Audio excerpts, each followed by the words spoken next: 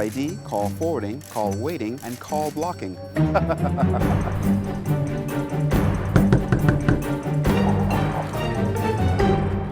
I think it's time you cut the blue wire.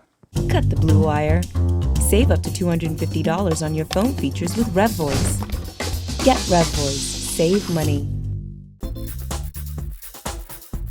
Good evening, Bahamas. Coming up tonight, 2 men shot and killed in an attempt to evade police. Customs officers on Grand Bahama mourn the loss of one of their own. Is the Bahamas one step closer to a national lottery? And Bahamas Girl Guides are laying the foundation for the future.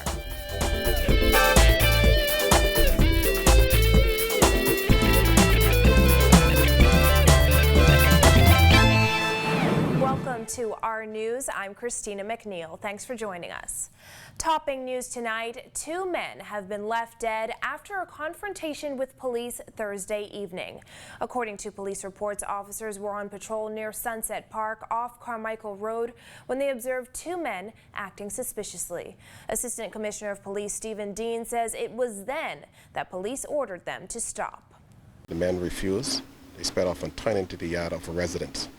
The men then exited the vehicle, blazing handguns. They confronted the police, and during the exchange of gunfire, the 2 men were fatally shot. Now Her Majesty's coroner will conduct an investigation into exactly what happened. What we want to continue to reassure our Bahamian public that the police are out in full support to make sure that we have a safe Bahamas. We cannot allow for persons who hell-bent, despite the warnings, despite the pleas, to put away the guns, persons who hell-bent on committing crime. And we ask persons, do not confront the police. The police are well-trained. You have an efficient force who is focusing on a police plan laid out by the Commissioner of Police.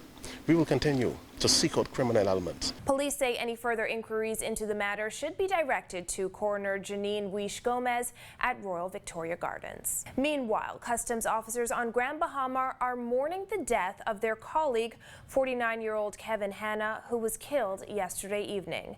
It was around 5 p.m. Thursday when police say Hanna was shot by bandits in his South Bahamia home. Customs officers today say they felt shock and disbelief in the wake of Hanna's death. Hanna was a senior Customs Revenue officer who had worked for the department since 1987. Police are appealing to members of the public for any information that can lead to the capture of the suspect or suspects responsible for his death. Hanna was the second shooting victim to succumb to his injuries on Grand Bahama in the past 48 hours. The first shooting took place around 2 a.m. Thursday, claiming the life of a 20-year-old man. Well, has the Bahamas taken a step toward a national lottery? A private company today launched the first ever live drawings to take place on our shores at Island Luck's Southwest Plaza location this afternoon. Island Luck CEO Sebastian says it is a revolutionary change in the way Bahamians play numbers. It shows that we don't have to go offshore to import every single thing we do in the Bahamas. So it's a new exciting game. It's 32 times a day, 32 new ways to play, 32 ways to win. And what's great about it is you don't no longer have to wait on the times of the conventional houses that we've known to play. I mean, because it's every 30 minutes, there's never a dull moment in your number buying experience. Bastian made it clear that officials of the Bahamas Gaming Board have monitored the process from beginning to end, ensuring that drawings remain in compliance with the laws of the land. The Gaming Board did a very good job in making sure all the regulatory procedures was followed in this actual product. We had to weigh the balls in their custody, load them in their custody, they seal the machine. And we have a lot of internal controls surrounding ball handling, loading and machine movements, all that stuff like that.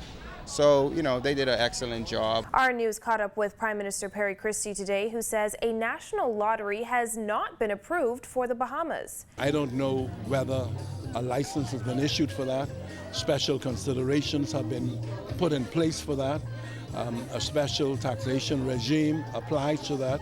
I don't know, and I will have to check with the minister about that, because I did not anticipate that would happen at this stage. Bastian says his operation is different from a national lottery. However, if the government is ready to introduce one, he can help. Be up to the policymakers. So, I have to focus on island luck right now, and should they want to do a national lottery, great. We'll sell it for them too. The majority of Bahamians who voted in the 2013 gaming referendum voted against a national lottery. In other news, more than 200 jobs are on the horizon for Grand Bahama as Pharmachem Technologies broke ground on a $120 million multi-product manufacturing plant. Prime Minister Perry Christie praised the project, which officials hope will herald significant industrial and economic growth on Grand Bahama with government support. When I look at what this island offers to international investors, a free and safe trade zone that is twice the size of New Providence Island, with physical infrastructure superior to most found anywhere in the region, uninterrupted access to utilities such as water and electricity, sufficient acreage for mid-sized company expansion on any scale, a streamlined business process experience, a predictable and safe business environment with unassailable legal and financial frameworks that offer to developing companies the greatest opportunity for favorable return on investment. Construction on the project is expected to span 2.5 years. The manufacturing facility is a partnership between Pharmachem and California-based Gilead Sciences Incorporated. Ladies and gentlemen, Pharmachem Technologies began its operation under the leadership of Mr. Safadoni 2 decades ago. More than $50 million have been invested in this state-of-the-art facility. I am pleased that Pharmachem is once again seeking to expand its operation on Grand Bahama, which clearly demonstrates investor confidence in our country, but more specifically the island of Grand Bahama. We would not be able to build this state-of-the-art facility without the support of the government of the Bahamas. And today I'd like to express our sincerest thanks to Prime Minister and all the other government officials here today for their strong collaboration